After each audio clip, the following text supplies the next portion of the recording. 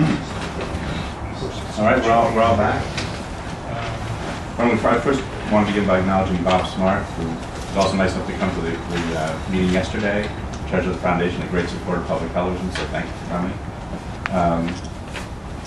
We have a bunch of consent agenda items we need to go through and vote, so Bob can take us through those. Yes, Mr. Chairman, there's a consent agenda which includes 3 resolutions for the consideration of the board. First resolution approves and adopts an open meetings policy, which is attached to the resolution. The second resolution creates the Public Media New Jersey Community Advisory Board. And the third resolution amends and adopts the corporation's bylaws.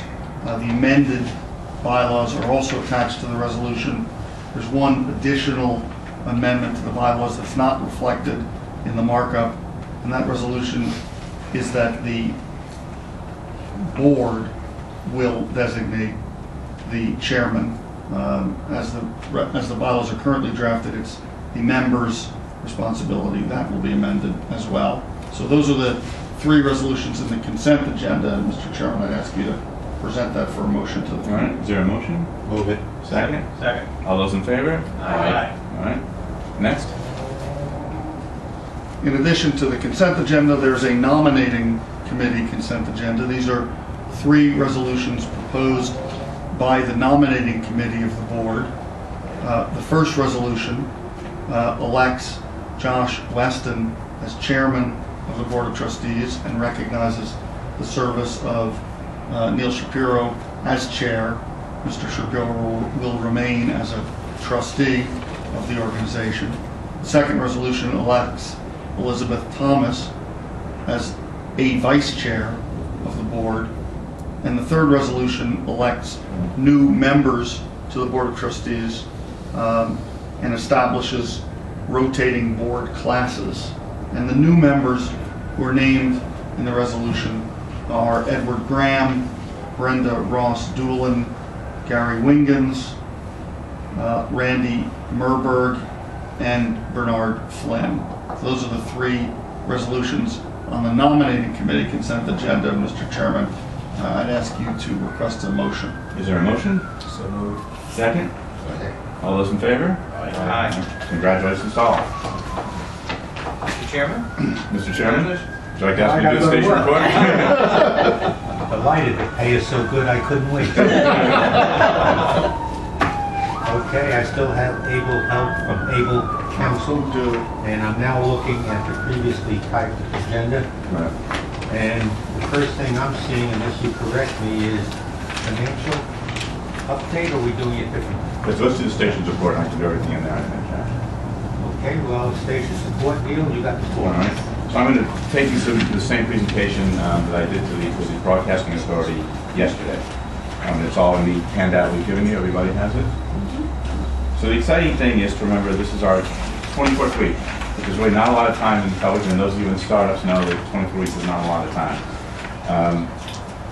You can see on page 3 we have the board, and as you know, we made it even bigger. On the financial side, there are 2 highlights. One is, as we pointed out yesterday, the amount of money that comes from New Jersey, that is either the money that comes from CPB or money associated with the tower, is being turned right around and spent in New Jersey or on New Jersey programming. In the case of something like PBS, it literally just comes in here and out it goes to pay PBS dues, or it goes to pay things like New Jersey product like NJ Today, or literally the cost of broadcasting the signal. The next page says where we're fundraising to date. We have started slowly, in part because it took a while to get our 501c3, which we just got, in part because we were brand new in the state. The Foundation for New Jersey Public Broadcasting is doing most of the fundraising, and I'm happy to report that that figure, 300,000, is now to 530,000. So we're delighted about that. But that's, if you look back on the spreadsheet, you can see we still have a gap. If you look at the amount of money we need to close now with X250, we still have $1.5 million to raise. And as you see, I think we have a great story to tell. In our budget, we don't allow anything yet for philanthropy. We want to be aggressively go after that. We'll be doing pitches on the air. We'll be going back to the corporate community and the foundation community. And what I want to take you through, I think, is an exciting story to tell about where we are. John's video is over here. John's going to speak in a moment, but he has actually the fellow who's been running the general manager of the station. And one thing we promised is we said we thought we could do it more efficiently using both new technologies and using the basic infrastructure that WNET had, and I think we've done that. We took an organization that spent, depending how you counted it, between $22 and $30 million a year, and had about 125 employees, and now we're proposing something that's between $8 and $10 million a year, and has about 20 employees. That's done leveraging both an infrastructure and technology, but I think it's an incredible story to tell, and it's further into details. I think what we've done here, plus the partnerships and alliances we've made, puts New Jersey in the forefront of what public television could look like for a smaller station. If you turn to programming, we promised at least 20 hours a week of New Jersey-centric programming. In fact, we're doing an average 25 hours of New Jersey-centric programming. And I think in only 24 weeks, that's a great start. That's a combination of the regular news product we do. If you look on the favorites return, we've brought back some shows. We've either helped them find new homes to bring their production costs down, but it's state-of-the-art, due process, classroom close-up, New Jersey Capital Report, one-on-one, all of those continue to stay in existence. The lottery results, what we've done, we put the actual lottery numbers on the air. We don't do the drawings on the air because we've asked them if the lottery could possibly do it at the same fixed length of time. We could do it with the automated structure we have. But for their reasons, they said they can't. They have different lotteries at different days, different drawings take different times, so they did it all manually, which is why it cost $1.5 million to do it. I don't think it's worth spending. We don't have $1.5 million to do that. Some sponsor would like to come forward and feel it's so important to get the live drawing, and be happy to do it. Neil, as you turn your page, on a go-forward basis, say 6 months from now, as compared to these 24, 25, 6 hours, where do you think we'll be with New Jersey-centric programming? I think it depends how we do on the fundraising issue. I think there's a lot more we could do, especially, I mean, I think in news and public affairs we're kind of where we need to be. We'll do some specials, but that won't take the average up. The way to take the average up would be to launch a new series, like for instance more on arts, and you could take that average up. And that's really going to be a function of fundraising. But we have, especially I think arts is a huge area where we could do a lot more. I think there's a great opportunity on Sunday to make Sunday night Arts Night in New Jersey.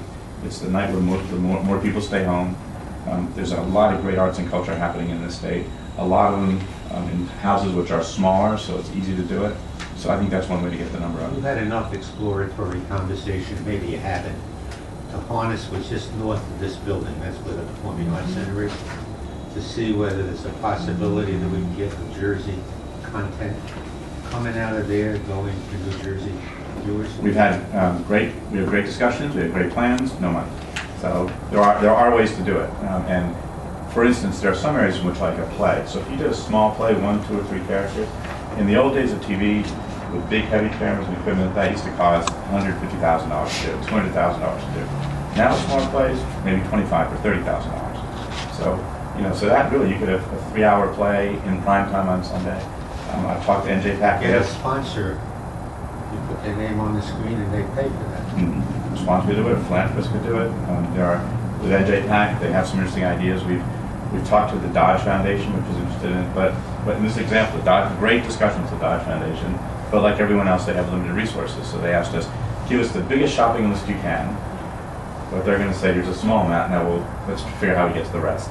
I think there's a lot of room to run in this area, and I think we may have to be, well, we'll see how we do raising money. I think that there's no shortage of dreams we have or things we could do.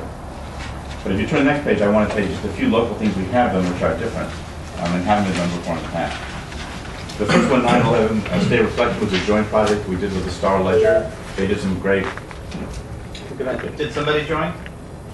Yes, it's Randy Mavericks, and I just finished my meeting. I'm sorry I couldn't be there earlier. Aren't you officially welcome? Well, Randy, welcome to the You just missed your election. Welcome to the Board of Trustees. It was very close. How did I do? And who voted yes? You won in a landslide. You'll have to read the minutes, Randy. So now I'm taking people through the presentation we made yesterday about sort of the state of where we were. I just want to point out a few things, examples of different things we're doing. 9/11 State of Reflection was a joint project we did with the Star Ledger. The Star Ledger had already done a lot of fantastic video work about 9/11 and produced a great film. We worked with it to do sort of the story behind the story, how they told the film, and it went from half an hour to an hour. It was a great mix of their great work and our great work. And that, for example, aired first in New Jersey, but then aired in New York. The other story we did, Bridging the Divide, was a was a discussion. It'll sound like a joke. It was a rabbi, a priest, a minister, and an imam, but it was meeting at a synagogue in New Jersey, in Short Hills, right around 9/11. The question is, how could faiths talk to each other? Was it John Meacham of Newsweek was the Pulitzer Prize winning author, was the moderator. Once again, a great example story. We raised the money in New Jersey. Did it first in New Jersey, then did it again in New York and Long Island. Now that's turned around. That's something that never happened before. So there's interesting. Then some of these things are driving Jersey, life and living New Jersey, are stories done by other independent producers. We've done a better job, I think, of opening up and saying it's public television, it's your station, and trying to get more people, independent filmmakers and so forth, to work with us. Just a quickie on that.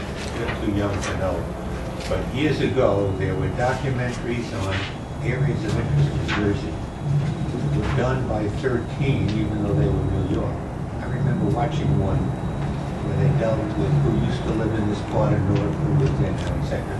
Well, time to take the time here. Somebody ought to go back to the archives and see what you had in the old 13 about New Jersey. Okay, that's good. We found some things, but not bad. So That was Josh said there a long time ago. There was then a legal requirement. We sued 13 because they wouldn't cover New Jersey. Is that right? We won in court. They were forced by court mandate to, Right, okay. Otherwise they wouldn't have done it. All right. Thank God those days are gone. But we've run faster, but not bad, so we'll look. Let me move to NJ Today, which is the daily show. We acknowledged in the beginning we did just what we said we would do, which we had to start from a standing start. We had 3 days notice to put together a new show. When we did a new show, it reflected we had 3 days notice. And that we said we needed the summer to kind of ramp up, which we did. We've gotten to the point now where I think the show continues to get better and better. But we hired Mike Schneider, a nationally known anchor and reporter who also has strong ties in New Jersey, raised his family here.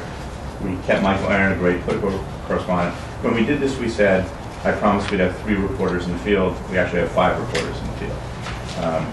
I promised that we would get a great staff together. We have Bob Mails, an award-winning executive producer, also from New Jersey. I promised a better website and social media. I'll have more to say about that. I think what you see in the show is you see 3 or 4 or 5 tape reports, which is what the show has looked like in the past, but it has a little longer and more in-depth interviews, which I think is sort of what public media is renowned for. We still are doing more on kind of trying to get more bureaus. I'm going to ask in a second to have John talk about that. We said there's a different way to get around the state than just having 2 very expensive satellite trucks. And so I'm going to have John talk about that in a minute, but I just want to talk about breaking news. First, to say breaking news is something that public media has never done particularly well. You're not having a hard time competing against the big commercial guys, and in big stories, that's actually the few times you actually see New York and Philadelphia come into this market. When they're big, gigantic storms, then they roll in here for a couple of days and then they roll out. But we learned a lesson. The first thing we did when the first big storm happened, we did what has been done in the past, which is we ran crawls across the bottom of the screen on the weekend, which is what NJN had done in the past. And we got a lot of very harsh feedback that we had missed the boat and people expected more from us. So the next surprise snowstorm, we did a weekend edition, one of the first, I think, it's been a very long time in New Jersey, and got a lot of good reaction to that. We've done, like all startups, we had a technical glitch about doing, we missed a live announcement I wish we had had. Since then, I think we fixed that. And we get the live announcements we need to get, and we're continuing to be better at that, and that's why there's increasingly, as the governor has had some interesting political announcements, as he's been traveling around, we've been there for that. Much more about Twitter and Facebook and breaking news, more to say that in terms of social media, but something that New Jersey had never really had before. And one of the biggest things we did was the election. It was the first election in high def in New Jersey. It was complete. We had reporters up and down the state. We had reporters not just covering it, but when they weren't on the air, they were on Facebook and they were Twittering, tweeting, which hadn't happened before. We had used all our partners. We came live from the Star Ledger newsroom, from other papers around the state. We used bloggers around the state. Michael Aaron said he'd been on 58 election nights. This is one of the best he'd ever done. And as I went around after that, we got a lot of good feedback. I think that showed, what we can do and bring the kind of technology that we have to try to do a new and modern, up-to-date show. Online, that's one thing I said we could get in early and make big changes, and we have. It was a very flat online presence before, very little access to programs now. All the programs are archived. You can get all of them online. The volume is way up from from a couple hundred visitors now, we have 19,000 visitors a month, and that's been increasingly going up. People are getting 2 or 3 pages a visit, which is a pretty good record for a news site. We're opening up to try to get viewers engaged, which is why sometimes on the air you say, tell us what you think on Facebook and Twitter, to try to get people engaged. That's how the modern media world is going to have to exist. We actually have fans on Facebook and fans on Twitter, which we did not have before, and it's also part of the media partners we have. Neil, a question on that. Over in New York, there's a patrons library, all kinds of things. Could it be that there are parts of that library that legally and otherwise could be made available online at JTV? Yeah, some of them are. Some, in fact, we're slowly putting them on the NJTV. I thought you were going to say to me, could we get the archive from NJN and make that available? We'll do that too. Yeah, that's hard because they don't know where things are, so we're trying to see as they digitize it, can we get it? Yeah, if they're, they'd have to lend it to us, but. The other big thing we promised is we said, look, we'll do the show, we're going to establish a big studio in New Jersey, and we have. It took a little bit longer, a lot of technical decisions and a lot of things. Once again, things are not as easy as you think on paper, but the exciting news is on Monday we'll do our first brand new broadcast from Montclair State. And John, what's a little bit about how hard it was to get done and what you think we're going to see there? It took a couple of months, like Neil just mentioned, to get the agreement signed, but now that it's signed, we signed it I think about 2 or 3 weeks ago. And since then, before that, for about a couple of months, we were leading up to that agreement. We had to get some equipment in, some infrastructure in that wasn't available there. We had our engineers working with their engineers. We had our technical facility and IB people working with them. And over the last 2 or 3 months, we've been able to install that equipment and start taking the bugs out, debug it on a daily basis. Last week, we did a production orientation at the university. We had our entire production staff up there, and like students, they were walked around, found out where they could eat, where the offices were, where they park, how do they get there by train or bus, because a lot of them didn't know how to do that. That's all been taken care of, and all this week we've had a technical run-through going on. So we had, again, all our engineers and their engineers together. We have a director, a TD, and the entire control room staff up there going through the entire process. Tomorrow we do our first run-through show on Saturday. On Sunday we actually tape a show. Sunday is our Monday. We're going to be doing an evergreen show. On Sunday that'll be done, and Monday will be our first show. And so far, knock on this is wood, everything is going well. It looks like we're right on schedule to be going on Monday. Just to talk a little more about the... Hey John, before you go on to more, a minor item you mentioned that might be significant if somebody's taking care of transportation. I live there. Unless you got the DeCamp 66 bus to go through Montclair State on every trip, not on a few people going back and forth to New York, have unnecessary complications. Yeah, I agree. I live in Montclair too, and I take that bus myself. And actually, I took the long long bus. bus. Montclair State, that's why. That's right. I took the long bus once, thinking I was getting to Montclair State, but I wasn't. Well, you ought to fix it. On other content bureaus, as with in front of you, it says we have partnership down in Atlantic, Gloucester, Monmouth, and Passaic counties. We started out with a goal about 3 or 4 months ago to get a dozen schools signed up by the new year.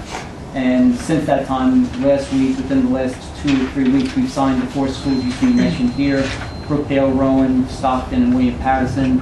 And of course, Montclair State is also one of our satellite bureaus. And for those of you who don't know, a satellite bureau is defined as we're asking the students to go out and actually shoot content for us, either on a daily or weekly basis.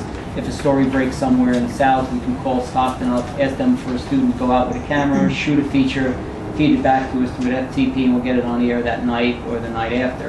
And we're also putting in what's called life-size and Polycom cameras, which are one-on-one cameras, robotic cameras controlled through the web, so that we can create a double box. I don't know if you see it on the newscast, we can do a live interview. All the schools would have that, and we're providing that hardware and software to a large extent. And the students are starting to get involved in actually going out and shooting content. We're in the final negotiations with about 6 other schools, and we hope to have them signed hopefully within the next month or 2. And somewhere around March, we hope to be at a dozen schools throughout the state. So I'm going to add one thing, which is, to the degree students are involved, that's great. It's a great learning experience for them. But I think the two other great functions. One is, in the old days when you needed someone to do an interview, you have to roll a satellite truck. They only had so many. It was very difficult. If we're in a position where we're in 12 or 14 places around the state, it makes it much easier for people to say, hop in your car and head over to so-and-so, or we'll send a car to get you there. That's a big advantage. And the other thing is, it's very important, I think, to show up the kind of what I call the academic firepower around the state. You know, there are a lot of great schools and a lot of great experts, and part of what public media wants to do is to go in-depth coverage and bring the experts to bear on a lot of these issues. And whether it's healthcare, transportation, there's so many in New Jersey, to leverage all the kind of academic excellence in the state and give a chance to be on public television. That's Yeah, something I want to do. I really like that idea because I think it's tied to New Jersey's economic competitiveness. And in the work we're doing in Choose New Jersey, one thing we see is there's all these unlocked schools of excellence and some of the best research in the country that's taking place. And we've uncovered some of those, but we know they're out there and nobody knows about them. And he's like the tree falling in the forest. So, Hey Neil, even though I don't know where it fits, given what you just said about these students, what do you think of the following? In addition to what you just said, create an annual set of 5 Pulitzer Prizes to 5 students who get recognized for their terrific story. Get me 2 co-sponsors and the 3 of us will put in some money to give each one of them. I think the Pulitzer, and the Pulitzer jury might think that their title, but I'm sure we can come up with a prize. That would be great. Yeah. Yeah, that's a great idea. That's a great idea. That is. Neil, the 10 or 12 locations, are they all projected to be in higher ed locations? At the moment, they're all colleges and universities at the moment, but what are you thinking? No, I'm just saying that, you have Atlantic, Gloucester, you don't have anything in the Mercer County area, which I think would be important. We have 10 or 12 more on the runway. So. Yeah, it's a state house, but I'm talking about. No, I mean, we have 10 or 12 more universities. Okay, So there's, that is yeah. university. Yeah. The State House is a separate thing.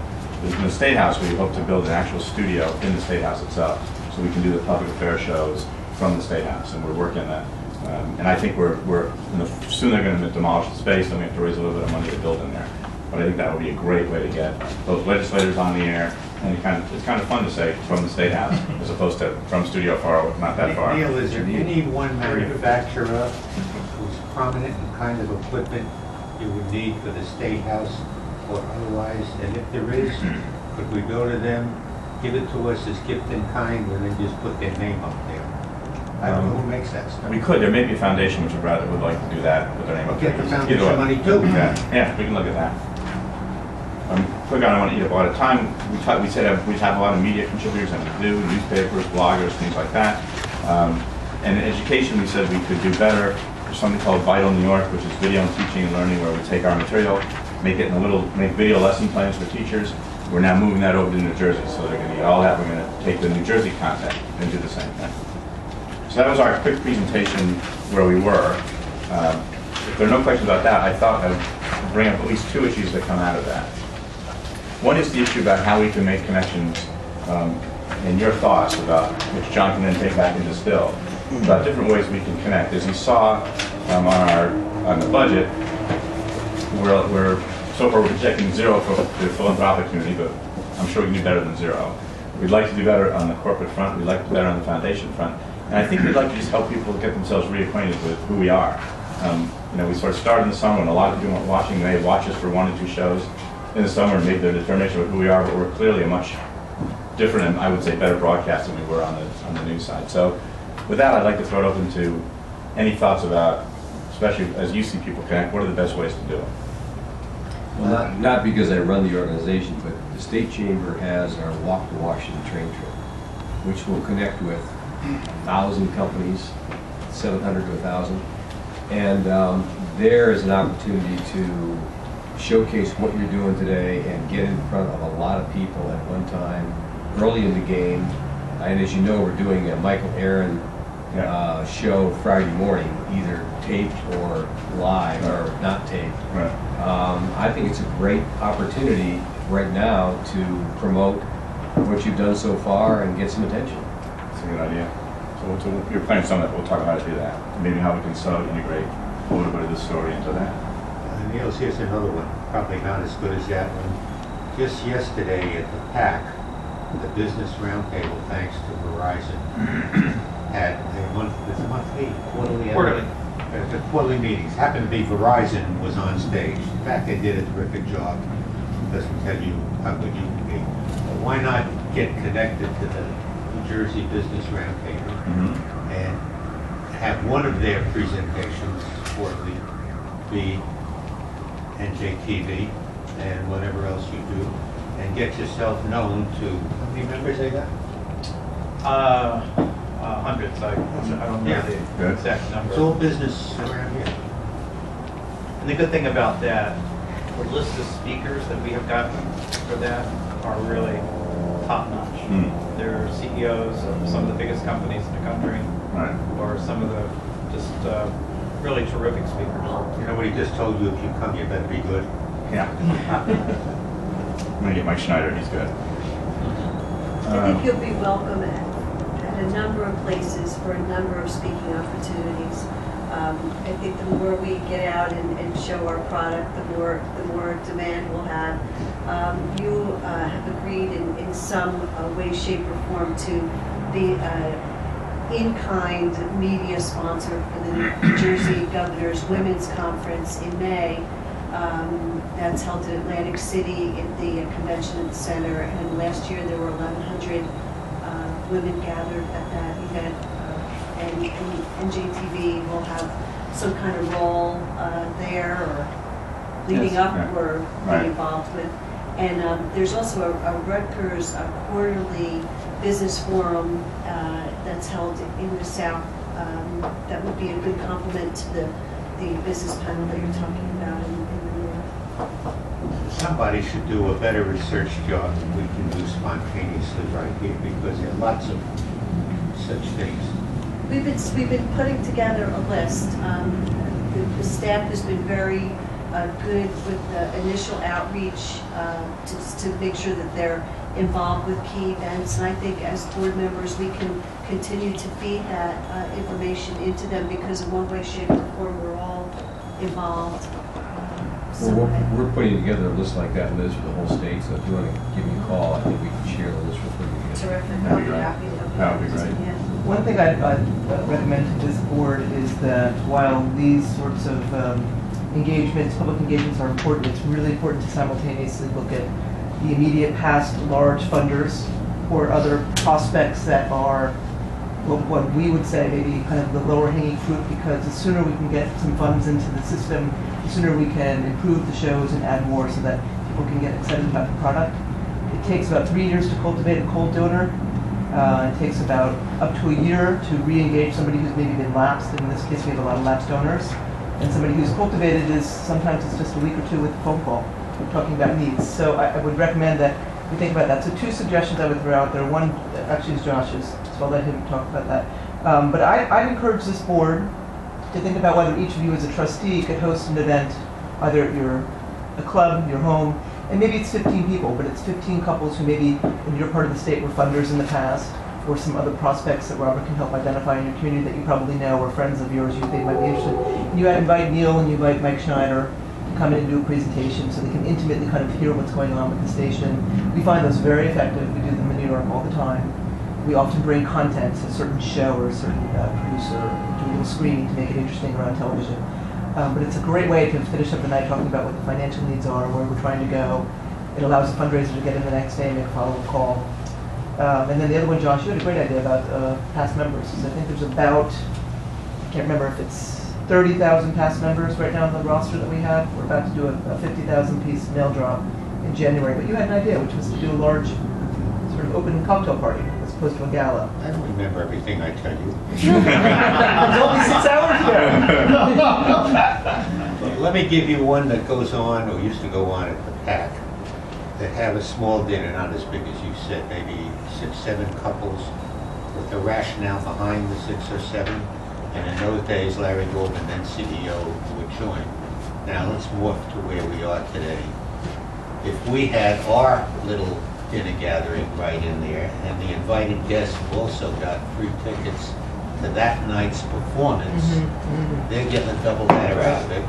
You're doing things for the PAC can do it for you, and give you a box. Yeah. And they've always got tickets. Yeah. And they always focus on one reserve with this sort of thing. That's a great idea. That's a great idea. Let me ask you in terms of how useful you think it would be to invite people to say, come watch the show. Because there's something fun watching TV being made. So we could have people in, do the show, then have a cocktail party afterwards. It could be, Mike and the reporters, and whether that could be small select groups of people or larger things or big, I see a lot of nodding heads, we think. Is that- that studio facility, is that? Great idea. I think that's a great idea. From a production point of view, we have to keep the group relatively small to 4, maybe 5 people, because the studio is not that large to get a group of a dozen people in there while production's going on. And the other thing to keep in mind, until we go live, which will be soon, but until we go live, the show is done in 5-minute intervals. And then there may be a 10-minute break or an 8-minute break, so there are times when nothing's going on over the 4 hours. But we could wait, once all the bells and whistles are working, we can do it. And we also, if you've seen the studio, I'll make this offer to you once everything's up and running. If you'd like to come watch us do the show, just give me a call, we can set that up, but wait till we're all set. There's something that ties into that. You probably know, some of the board members don't. Montclair State has something called a Casser Theater. That's right. Where they're putting on live performances. You could invite selective couples to a private NJTV dinner, followed by going to whatever the performance is, accompanying going to the studio. You get a creeper out of that. Yeah, I'd like to transfer in the time we have up to another thing that's a perfect transition to talk about arts and culture. Earlier I talked a little bit about it. This is sort of the dilemma we're in. On the one hand, we don't have enough money yet to kind of keep doing the things we want to do. I'll tell you my experience in New York doing something. Sometimes you actually have to do something for people to see it. So you can talk all you want about imagine a show like this, but it's hard to imagine a show. People actually want to see them. So it may be worth our while, just for instance, to pick something like a small dramatic production. And then say, let's just try to find someone who would help us underwrite one show. So we could actually shoot a play or shoot a performance of some kind, put it on TV, and then say to someone, if you'd like to help us sponsor 10 of these, or, get, as I mentioned, I think there's a huge possibility on Sunday night to really make that performance night. And that maybe, so as you think about people, are there people we know or you may know are connected to who are really passionate about just that particular thing, a certain kind of arts, performance, theater, dance, whatever, who would want to do that? That's enough about do a series of pilots and get those on the air. There's some very good ones, but they're connected. I'm sorry, Governor? They're connected. They're connected to George Street, they're connected to Right. Carter, they're connected to Paper Mill. Right. And they're very generous to those particular Right.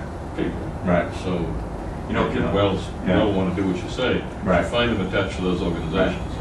Here's the thought. That's a great point, Governor. Here's the thought. If we knew some of those people as they were performing, not when they do the show, but beforehand, so you're raising the money to do it, to say to those people, you know what, if you can help us find an extra $25,000 or $30,000, this might be a show we would want to do. We did that years ago. We did Showboat from Paper Mill. Right. We got the money to sponsor the whole thing. Because you're doing it in production. And it went national. Right. Really good. So, John. I'll tell you 2 stories from the pack that came up last week. Under John Schreiber, the new CEO, he's trying to do 2 things that didn't exist there before to any degree. Reach out to more additional ethnic groups with ethnic performances that draw in Brazilians and so on. And quite apart from that, other ideas. Now I'm going to put the 2 together. The PAC is going to create an innovation fund. That means money coming in, but instead of saying, hey, give us some money because the PAC is good, they'll be packaging and say, give us some money to seed the new innovations, whatever they are. Then separately, they're going to be going to financially well-off leaders in the different ethnic groups, and let's assume Brazilians are one. Identify well-off Brazilian people, ask them to kick in the startup of the Brazilian ethnic, whatever it is. And if you put the money earmarked to something new as compared to only helping us, there's subsets that will like that idea. I think there's a theme here. Because anytime we partner with one of these organizations like NJPAC or one of the theaters, or also Josh and I sit on the Liberty Science Center board, which I want to say something about. So there's a twofer here. You get the content, but you also get, each one of these boards have a lot of connections to foundations, to well-heeled people, to corporations, and that I think is what the secret sauce is, trying to make the connections on both levels. So that they say, you get the content at the same time, you say, wow, this new TV is much better than NJN, because I think that's the direction we're going, and create value for us that way. And again, I would just suggest that Liberty Science Center is another one of these areas. I mean, they at Liberty Science Center, we do these live from, open heart surgery, these different surgeries, all the time, and so you're connecting to a much different group of people. I think that's maybe a great point that as we can talk next time is, maybe in the interim, John, I can get back to you specific things you're involved in. We can maybe put together presentations with them to say, like, here's what we'd like to do, or show them things we've done. Another example of something I want to raise, which we'd love to do here, we do a series in New York, which we just started, called Treasures of New York. We've done Lincoln Center, the Park Avenue Armory, and last night we did the New York Historical Society. And in each case, what we did is we raised some money, but also when the building in question found out, they said, our trustees would love to help you do that too. And I know there are treasures of New Jersey that are getting no attention. And I know some people are working very hard to maintain them or restore them, whether they're buildings or natural wonders. And it would be that only NJTV is going to do that, because New York, Philadelphia TV are never going to do it. So I think there's another opportunity. And speaking of no attention, I'll make the plea here that I made at NJN for years, and that is, there's life in New Jersey south of Trenton, and South Jersey needs to be brought into the fold. If this is going to be New Jersey TV, we have to provide much more focus on South Jersey. It's a very part. We have a reporter now, so we spend a lot of time in South Jersey, and Liz had some ideas about having some events in South Jersey, try to make those connections. But it was a very good point. And Eddie Graham and Liz, board members from down there, is very helpful. This is great. I think you've given us a lot of good ideas. And I think John and I need to digest this. We're working with Robert to kind of maybe get back to you on some quick calls and see the things we can narrow. It might help us just to narrow it to one or two arch things we can try to accomplish. At least get something on the table and something we can get on the air. Neil, as you're going through all those ideas, a question occurred to me that's old hat on the other side of the river. When do we create, with this board, committees like a program committee and development committee? Is there a process, a timetable? I think what we're going to do is we're going to talk to the new trustees and see what their interest is. We can then work with the executive committee, the list of committees, and say what we need. So I think that's also input to the nominating committee for what kind of board members exactly to look for who can help fill out committee X or committee Y. Right. And I think we have to have a development committee. We have to have a programming committee. What did you say, Craig? I just wanted to add one thing about Robert. Yeah. So Robert will be the on-the-ground fundraiser for NJTV. And he is the director of development. There's a fundraiser who also works with the foundation named Steve Priola, who will work on the corporate underwriting. That's his specialty. Robert will primarily focus on individuals and private foundations in New Jersey. One of the things that would be most helpful as he's getting going, he's been working with us for 6 months, so he's gotten to know us pretty well in New York City. He's a native New Jersey and has been fundraising in New Jersey in the past, so he knows the marketplace. Is if each of you would take a one-on-one with him, so he could sit down with you and assess where you think you could be most helpful. Vetting some lists, thinking about whether you could do a small event or more ideas coming out of what we talked about today, or further thoughts. That would be most helpful to him. Josh knows this is how I work with the trustees at WNET, and it's the most effective way to really kind of go one-on-one and figure out where we can be most helpful. Fundraising is a lot of time on the street and a lot of conversations and a lot of personal time. It's not as simple as just having an event. So the more he can really understand where you think you could be helpful. It'd be useful for the one-on-one for Bob to have some kind of brief stalking horse piece of paper that he sends ahead of time. Sure. And lists. He'll come with lists for in your business or in your area of the state.